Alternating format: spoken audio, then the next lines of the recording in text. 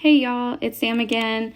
I am just making a quick video on restocking our chicken food and going ahead and getting our chickens fed for the day. As you can see, that 50-pound bag was ready to take me down, and my son is just following me around with a bag of hot fries, trying to do the best he can to help me. When I first get into the coop area, I like to just let them out so they can go ahead and graze on the grass around it. Especially when their food is completely empty.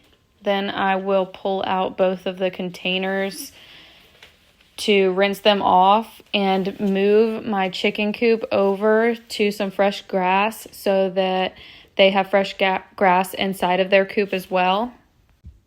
My son likes to pretend like he's scared of them, but really he gets so excited when they're out running around. 3 out of our 5 chickens have names. We have Grace, which is the largest chicken over there, and the roundest chicken over there, her name is Chunky, and then we have one of the smaller ones, her name is Sassy, and she will sure enough peck your feet. We've only had them since about May, so they have not produced any eggs yet, but we are hoping come next spring we have a lot of production, especially from about 5 chickens. They were estimating about 300 eggs a year per chicken. We have Rhode Island Reds. We actually got them from Tractor Supply Co., and I honestly can't remember where we got our chicken coop from. Normally, I like to go out about once a week and spray out the chicken coop completely, make sure it's moved and has enough grass under there for them, and get everything super clean.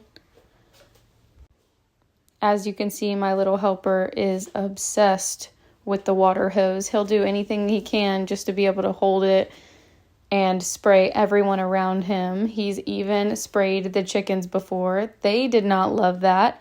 However, he thought it was the funniest thing because they were jumping up, flapping their wings. Right now, I'm having to fill their water every day and fill their food about every day and a half.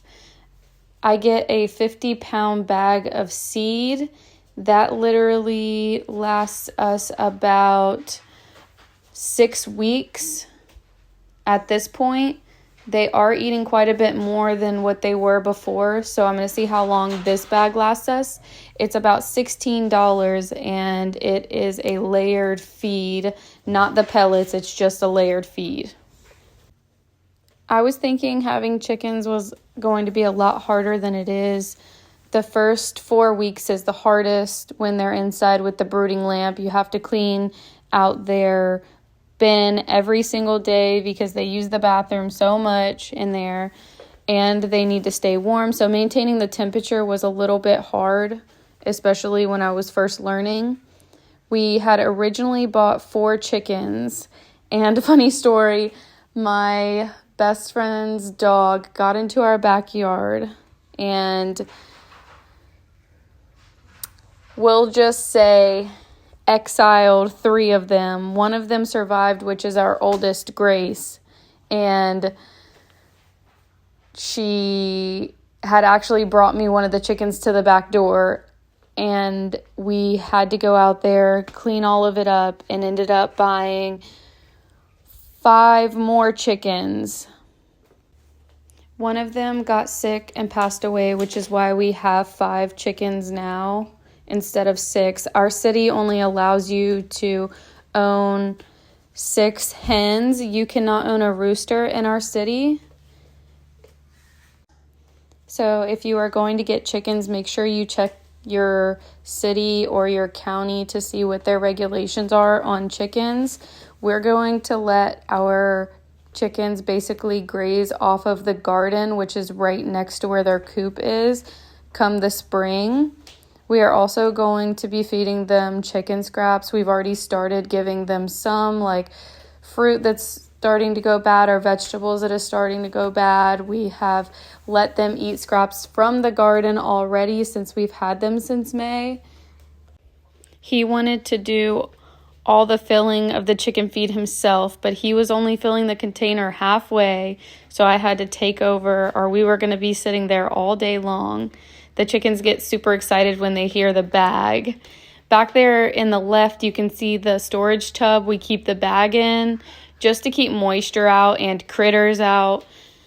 We normally let it stay in the bag and don't just dump the bag of feed in there. Then we'll keep it in the shed that's behind the coop.